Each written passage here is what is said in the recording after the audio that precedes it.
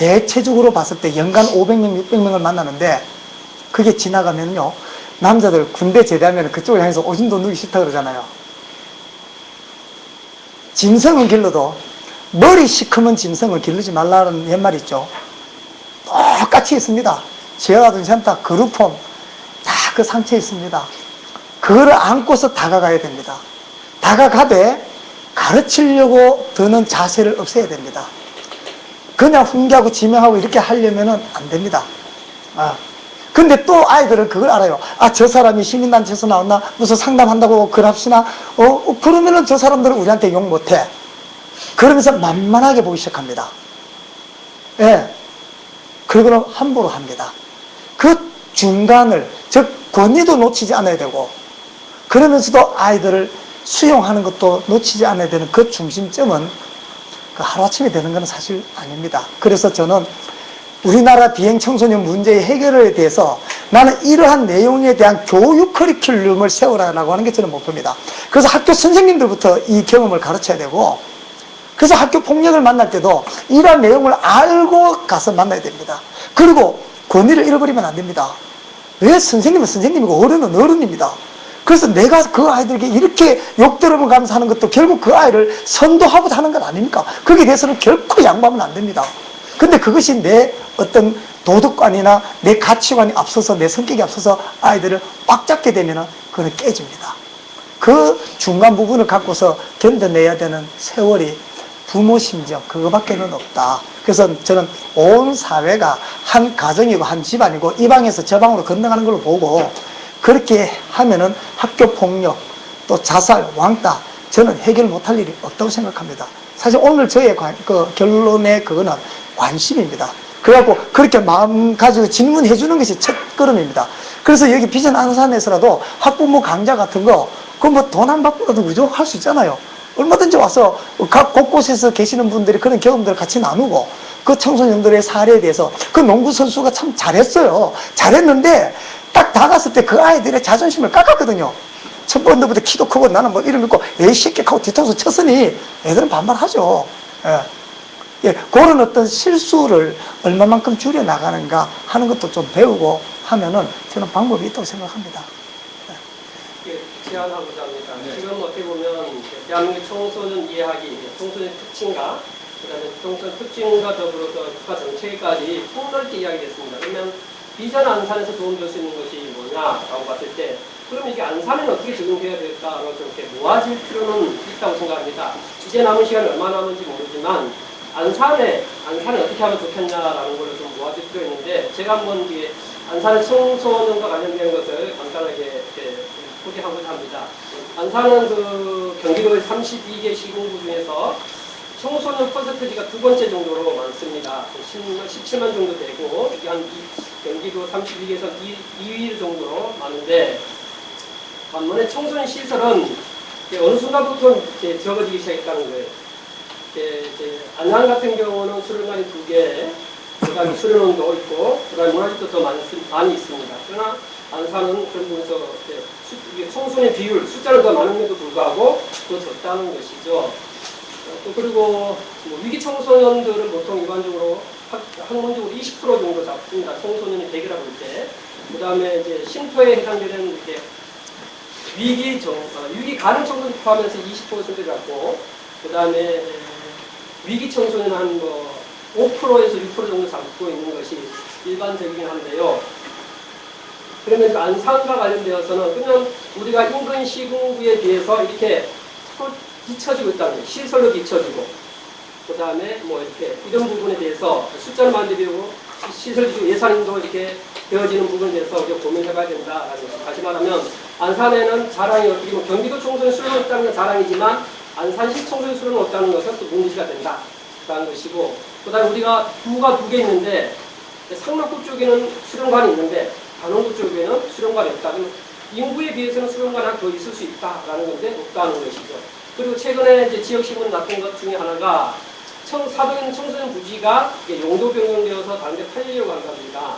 다시 말하면 안산에는 이게 청소년과 관련되어서 고민하고 이것을 장기적 정책으로 이끌어나갈 수 있는 집단이 빈약한 것이 아닌가, 전문가 조직이 빈약한 거 아닌가 이런 것이 있습니다. 그리고 네, 이제 앞으로 지금 현재 청소년 법인, 청소년 시설들이 초창기에는 이제 개인에게도 위탁 주기도 하고, 그 다음에 이제 종부의 법인 주기도 하고, 그 다음에 사단 법인, 재단 법인 주기도 했고, 그 다음에 이제 전환된 게 뭐냐면 시설관리공단이나, 그 다음에 시가 출연한 재단 법인으로 이렇게 하게 되는 과정들이 있었습니다. 근데 시설관리공단으로 가게 되어지게 되면 전문성이 떨어지니까 그 문제시가 되어지고, 지금 현재 추세는 뭐냐면 시가 출연한 그 육성법인을 통해서 청소년 시설들을 하나로 묶는 그런 기능을 하고 있는데, 안산은 지금 다른 시흥까지도 되어지고 있는 상황. 그래서 안산은 지금 현재 청소년 육성법인이 중단되어 있는 그런 실정이거든요. 그래서 그 기능이 하는 역, 청소년 육성법인이 하는 기능이 뭐냐면 청소년 시설들을 하나로 묶어줘서 법인, 한 법인하야 이렇게 청소년 시설들이 있으면 네트워크가 됩니다. 왜냐면 한 지붕에 여러 시설들이니까 네트워크가 잘 되는 장점들이 있는데, 그리고 중국 사업이 없을 수 있는데, 안산은 이 육성법인과 관련돼서 의원이 중단되어 있는 상태고, 그 다음에 이런 부분이 좀 뒤처지게 된, 다시 말하면 이런 기능을 통해서 청소년 정책이나 또 인근 시군구에 비해서 국가 정책에 비해서 이렇게 발맞춰 나갈 수 있어야 되는데, 그런 기능이 안산은 떨어져 있다라는 것이 지금 아마 예, 답을 좀 드릴게요. 육성재단 반대하지 않았을까요? 그 반대했던 이유가 있는데 그 이유가 지금 점차 사라지고 있으니까 새로 좀 논의가 필요하기도 합니다. 지금 제안해 주신 말씀의 그 의제 두 가지는 뭐냐면, 그 안산의 그 청소년 수련 시설이나 이런 것들이 지금 우리 시민들이 모르게 용도가 변경되고 있다라는 그런 부분들 지적해 주셨고, 또 청소년 육성재단의 필요성을 말씀을 해 주셨는데, 사실 지금 사동에 있는 그 청소년 볼록이 이미 진짜 그렇게 되어지고 있답니다. 저희들도 그 부분을 직접 듣지 못하고 학생들을 통해서 듣게 됩니다. 그 학생들이 누구냐면은 청소년 차세대위원회 거기에 참여하는 아이들 또는 참여위원들 있죠. 그 친구들이 안산시의 어떤 주축이 된 어떤 회의에 전교 학생 회장들 이런 친구들이 가서 듣고는 저희들한테 전달해 준 게, 나 더 놀란 게 저기 그 수암 가다 보면 김우중 별장 있는 그 땅 수만 평 부지가 청소년 부지였는데요. 그거는 이미 용도 변경이 됐답니다. 그거가 재작년에 됐다는데 우리 모르고 있었습니다. 그 경기도 청소년 수련원보다 부지가 더 큰 부지입니다. 거기도 안산 대구도에 계시는데, 그죠? 그 경기도 청소년 수련원인데, 거기 이런 데 넓은 데 나왔으면 얼마나 좋겠습니까? 그죠? 우리 같이 좀 운동 좀 합시다. 진짜 그게 우리도 모르게 용도 변경됐다라는 거예요. 그리고 지금 사동도 지금 그렇게 바꾸겠다라고 하는데 시민들과 청소년 학부모들은 전혀 모르겠습니다. 그러니까 시의 정책을 하는 사람들이 청소년이라 그러면 아주 시프게 생각하고, 시에 또 돈이 모자라니까 그런 걸 갖다가 무조건 바꿔버리고, 그래서 자꾸 청소년은 제외되고, 이런 것들을 전문가들이 모여서 육성재단 만들어서 제대로 하자 했는데, 육성재단에 우리가 안산에서 유일하게 반대됐던 이유가, 다른 시군구에는 육성재단 막 세워지는데 그 육성재단 반대에 제일 선봉장에 섰던 사람입니다, 제가. 그거는 뭐냐면 육성재단을 만들고자 하는 그 의도가 개인적이었어요. 어떤 누군가가 한 개인이 있어서 이렇게 주도해 나갔기 때문에 반대를 했던 거고, 원래 원뜻 말하자면 전체 청소년을 통합하고 청소년 관련 정책의 전문성을 부여하고 그래서 운영해 나가자.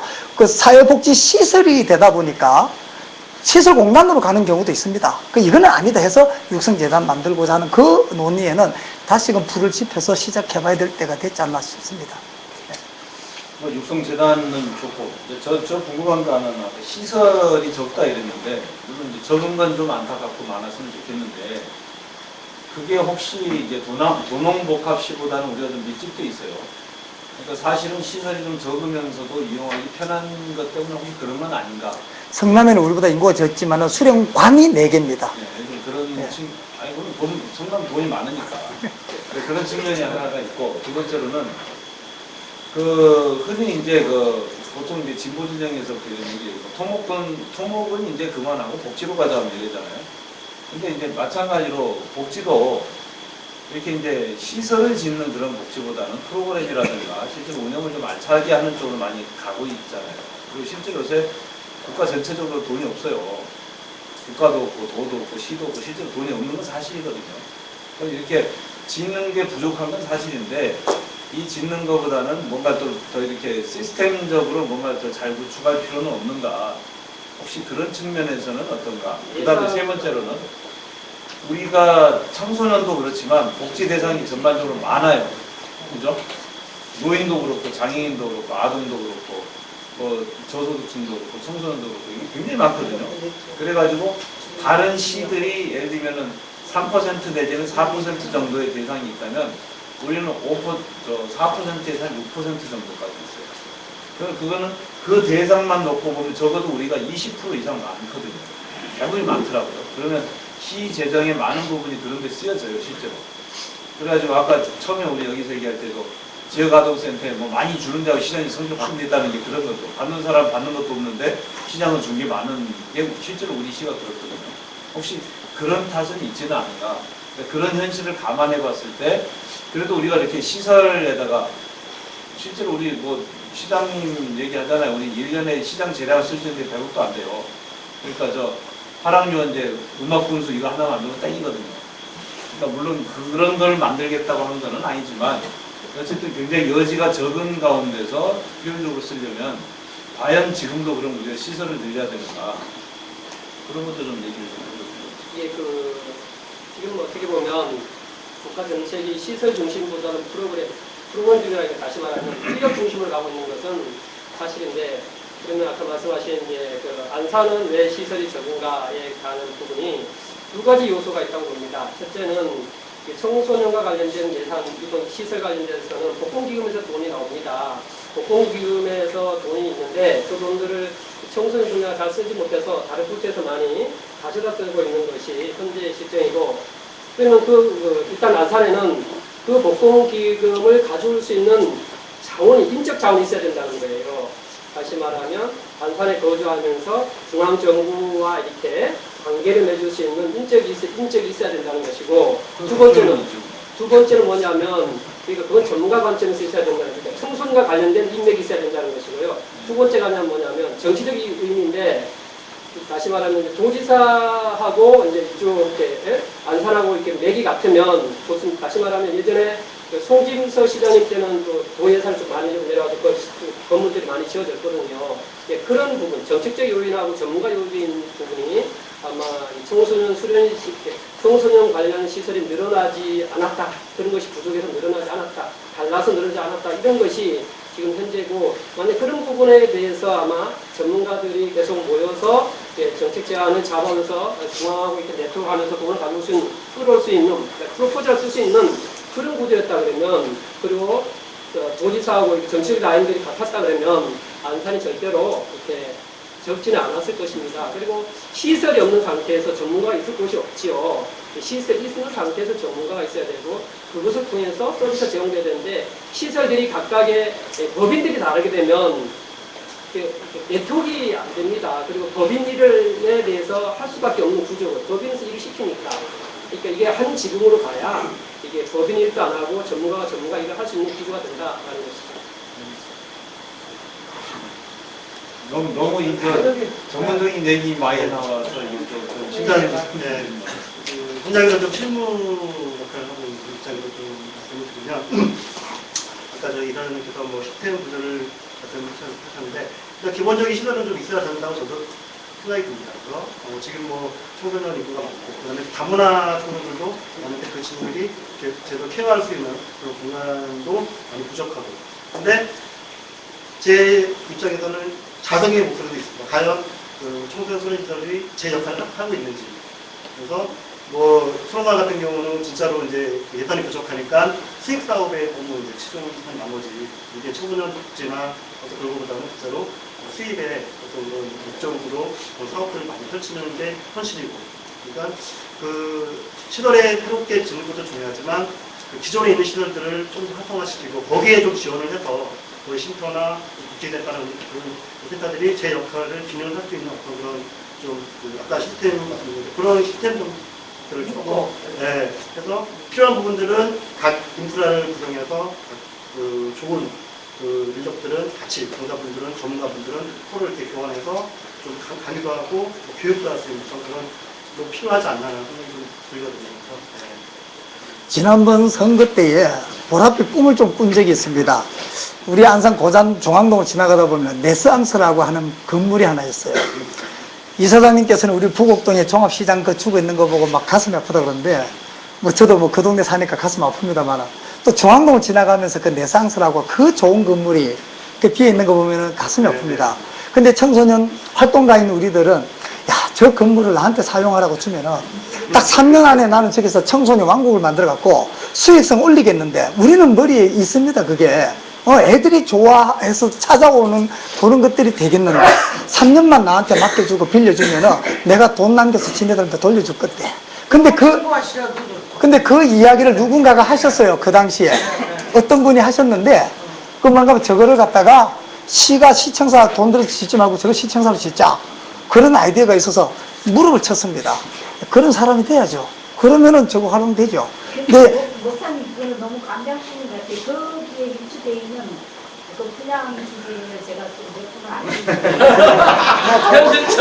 그 사람들의 꿈이 뭐냐면, 그 사람들 분양 받을 때 그 배경 금액을 그 꿈에서 벗어나지를 못해요. 그렇죠, 이제요. 그러니까. 그 건물이 어떤 형태를 이룰 것이라는 거는. 아니, 그러니까 어차피 본인들 은행 이자 지금 나가고 있거든요. 근데 3년 뒤에는 그걸 내가 갚아주겠다라는 거예요. 그래도 할 때 타니까.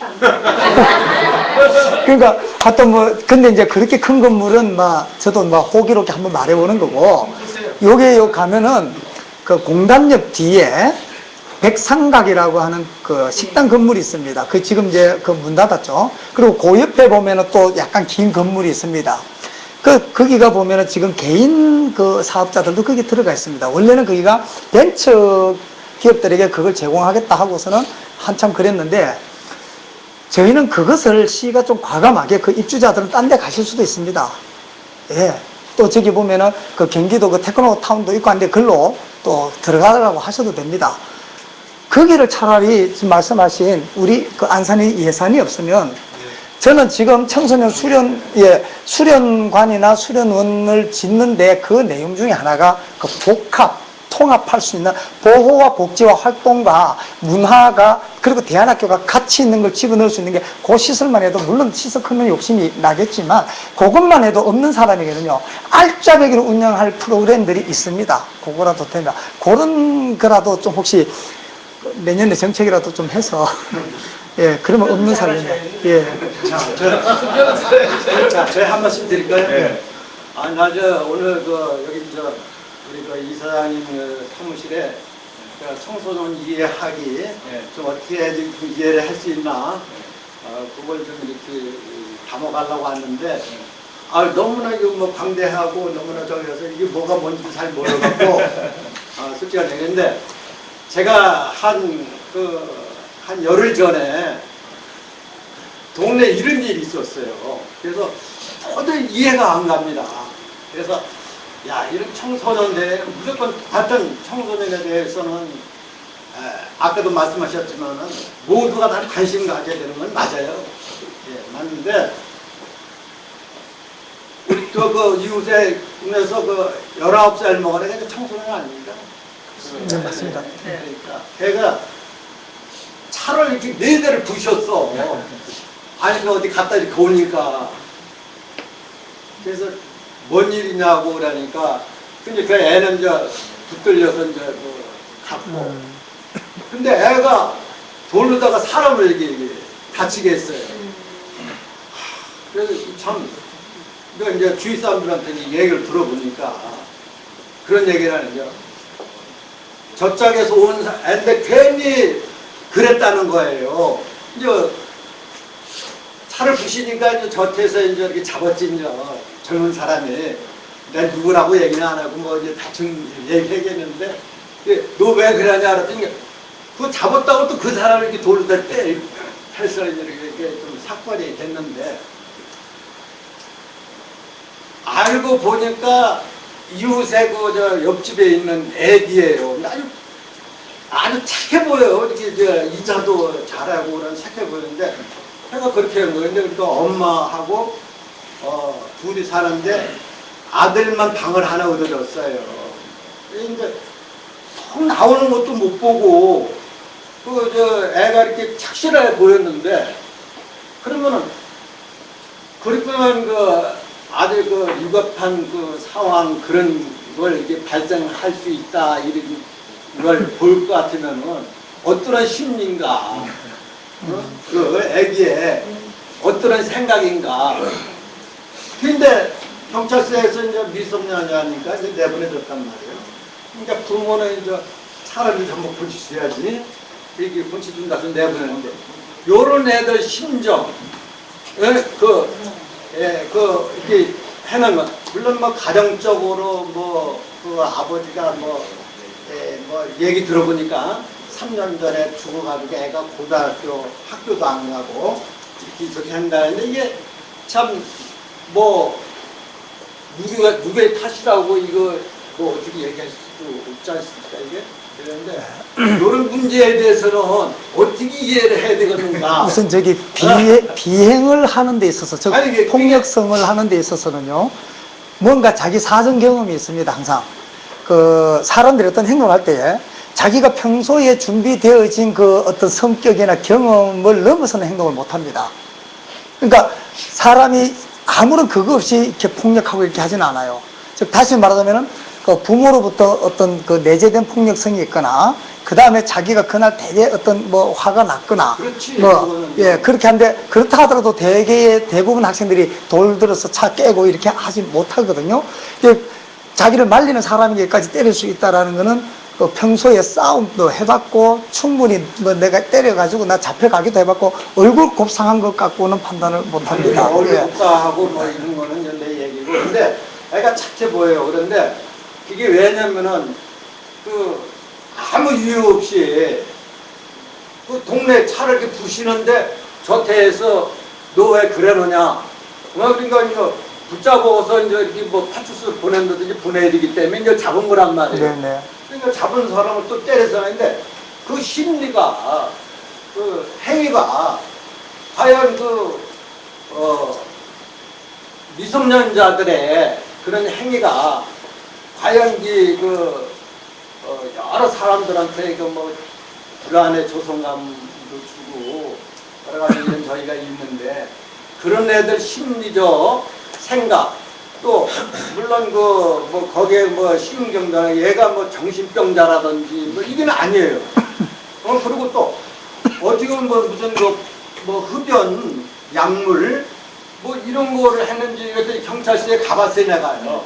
그랬더니 그런 건 없었다는 거예요. 근데 어떤 심리로서 그렇지는 그러니까 아니 이제- 제가 한번 제가 여쭤보는 그러면 거예요. 간단히 말씀드릴게요. 그죠? 네. 네. 여러 제가 이제 오랫동안 학교에서, 상담하고 제가 그러니까. 오랫동안 학교에서 학생들을 지도한 사람이기 때문에 그런 아이들이 많이 있습니다. 거기에는 기본적으로 아까 목사님 말씀하셨지만 가장 첫째는 무언가 자기가 폭발을 해야 되는데 어디에 할 데가 없는 상황에서 그 순간에 그 차를 부신 겁니다. 그러니까 그 폭발을 하게 된 동기는 여러 가지가 있겠죠.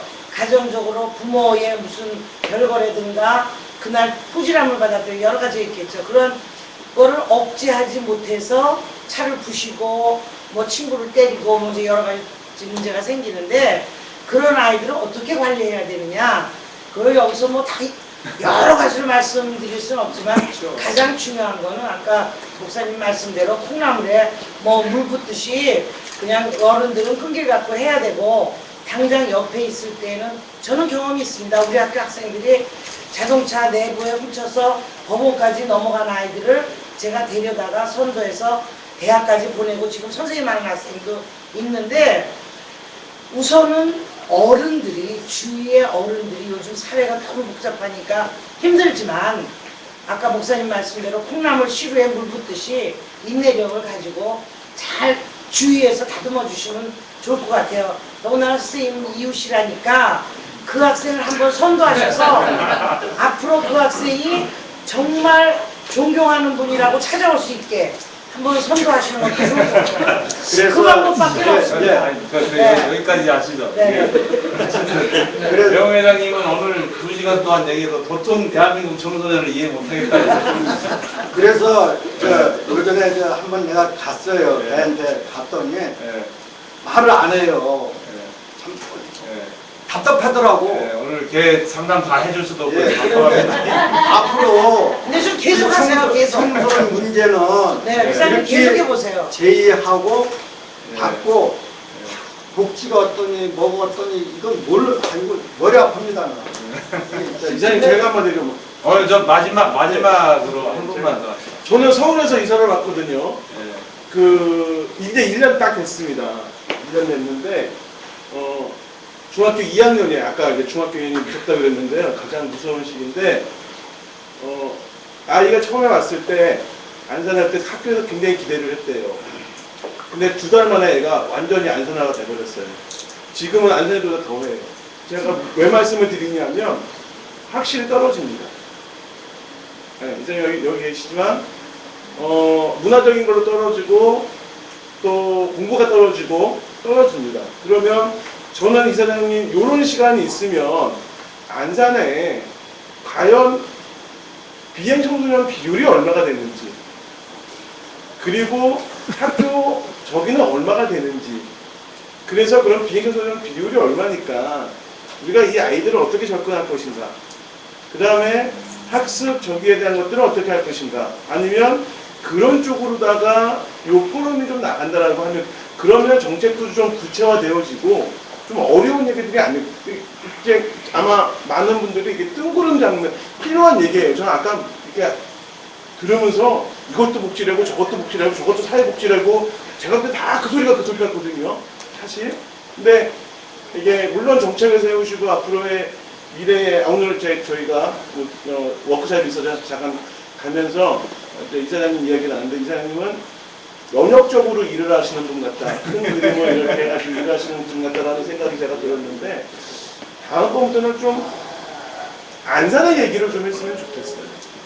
네, 안산의 얘기를 좀 해서 정말로 여기에 청소년들이 어떻게 살고 있는지, 예, 그렇게 해서 정말로 그 청소년들을 이해한다라고 하면, 아까 수련장에서 좋은 아이템이 있으면 안산에서만은 특별하게 수련장에 들어갈 수 있는, 네, 꼭 어디 이렇게 좋은 장소에 있으면, 저도 아까 이제 우리 사장님한테 저희 좋은 장소가 있는데 들어갔으면 좋겠다라고 하는 거를 제안했는데, 내 거가 아니라 거기를 꼭 내가 들어가서 해야 돼서가 아니라 우리가 공유하는 개념을 가진다라고 하면 이 청소년 문제도, 네, 그런 개념을 가지고 조금 더 구체적인 이야기들을 좀 나누면 많은 분들이 여기에 와서 꼭 여기에 그룹홈, 지역아동센터, 수련장이 아니라 어머니들이 찾아올 수 있는, 네, 학생들이 와서 자기 이야기를 할 수 있는, 그게 정말로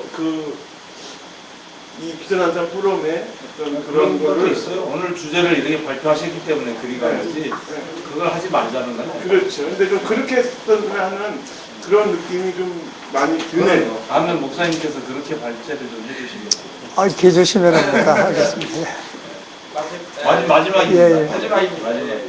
일단 우리 기성세대들이 청소년을 이해하려고 하는 데서부터 출발을 하면 이 문제가 쉽게 해결이 되지 않을까 싶습니다. 근데 어쨌든 어른들이 아이들을 볼 때는 첫 번째로 안 좋은 시각으로 아이들을 이제 보는 거예요.